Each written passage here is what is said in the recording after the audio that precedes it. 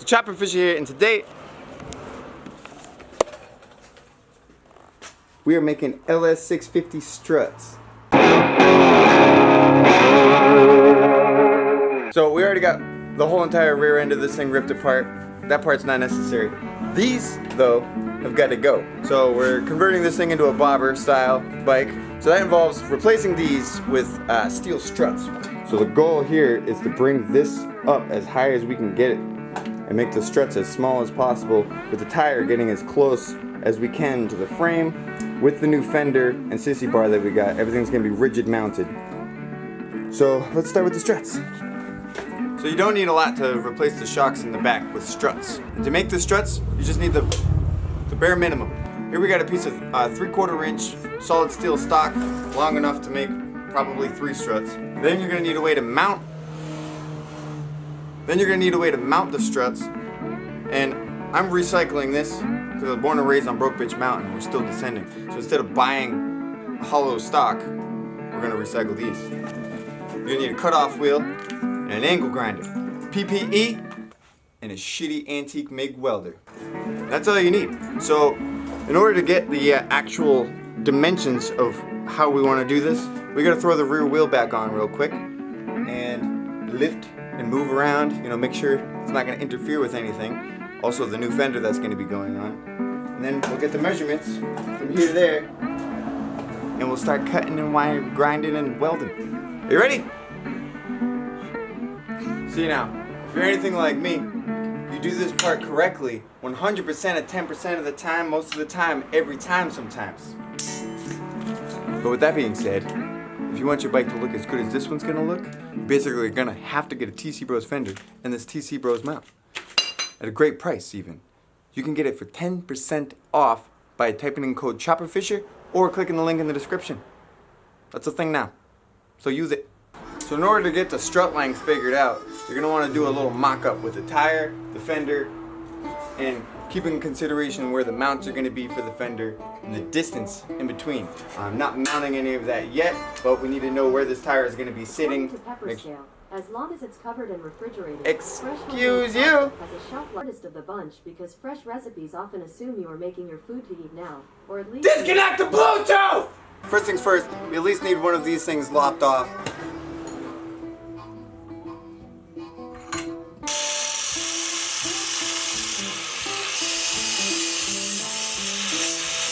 And that go-go juice I was looking for.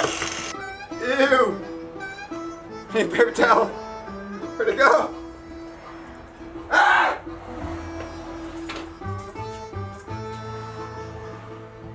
Oh yeah. That's that juice I was looking for.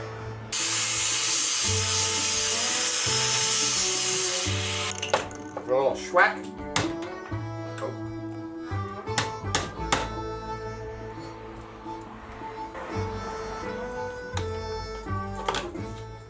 Aha! Now we just need to get the other one off and then clean up all that shit. Woo!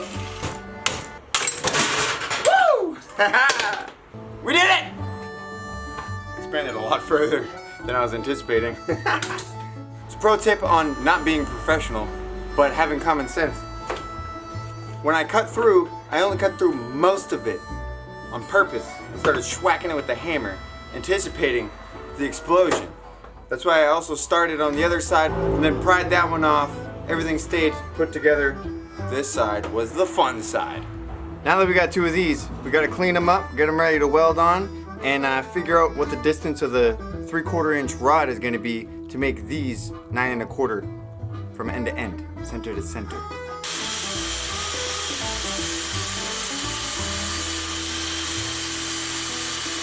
So I'm just gonna cut this at 9 inches. It's probably still gonna be a little bit too long, but that's just so I can at least get one side welded on while I have a little bit extra slack for the opposite side to get this thing measured out perfectly and mounted the true non-professional half-ass way.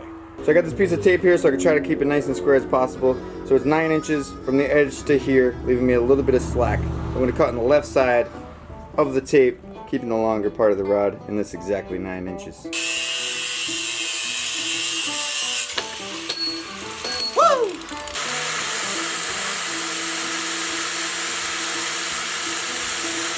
quick little bevel. Now the part with the shitty antique MIG welder is very crucial because if you had a modern one that was super smooth and effective, then you wouldn't be able to question the integrity of everything that you're customizing on your motorcycle.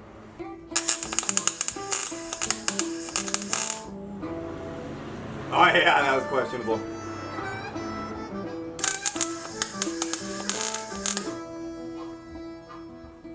What the fuck? It's all wrong. Just a reminder, when you're doing things like this, I talk like I know what I'm doing.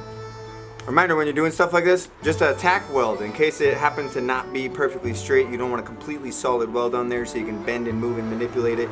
Because it's also going to move a little bit when you finish off the weld. So just to make sure it's actually going to work before you finish welding it, you want to tack it and then, you know, do stuff. Woo! Woo! Wow.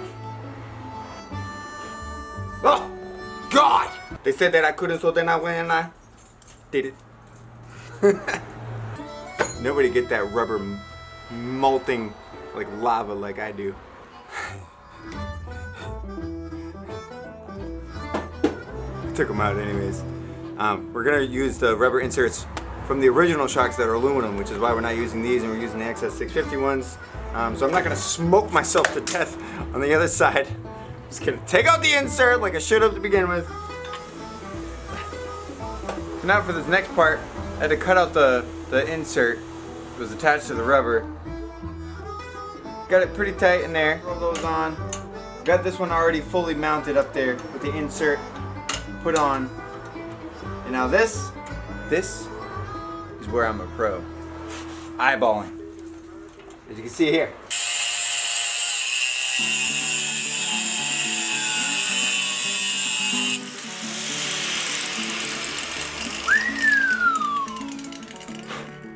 Because I eyeballed it, I left even a little bit more than where I put for this marker on this tape.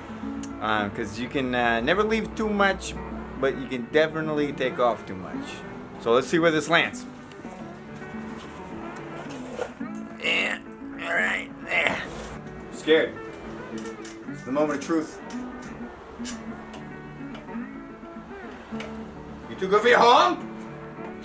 Look at that. Precision eyeballing.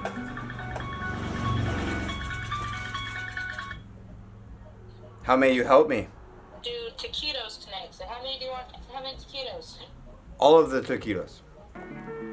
7 taquitos. Love you, bye. Hell yeah. So, ow! I'm actually gonna leave it mounted.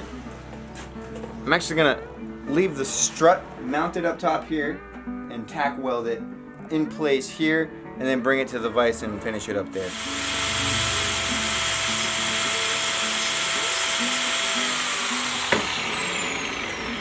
Nice and cleaned up. Got the edges beveled. Ready to weld. Ground.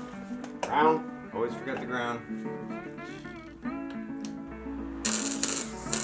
Flip the strut, do the other side. So good break.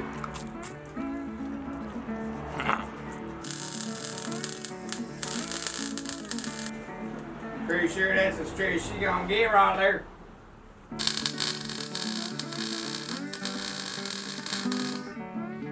It just don't get better than that right there. Let's get a load of that. Damn, I'm good. So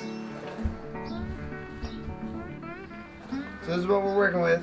I do recommend, however, and just buy a piece of round stock that happens to be the diameter. I didn't get the dimensions. You need a caliper. Got a quick little mock-up with the sissy bar. TC Bros, Sissy Bar, TC Bros, Fender, ChopperFisher strut. For now, the stance is transformed on this thing, which is exactly what we're going for. I wish I measured how much of a drop that actually was on the seat. Significantly more than what I was thinking, and it looks amazing. Very, very tight clearance, but I think it's going to be more than enough once everything's said and done and rigid mounted. If you enjoyed this video, then you'll probably love this playlist, so check that out. I'm gonna start tackling the other strut off camera. If you wanna make struts yourself, almost copy everything that I did.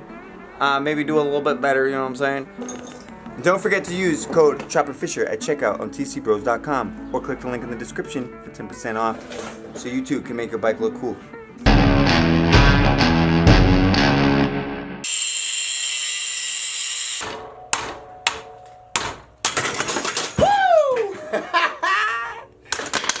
Yeah, boy!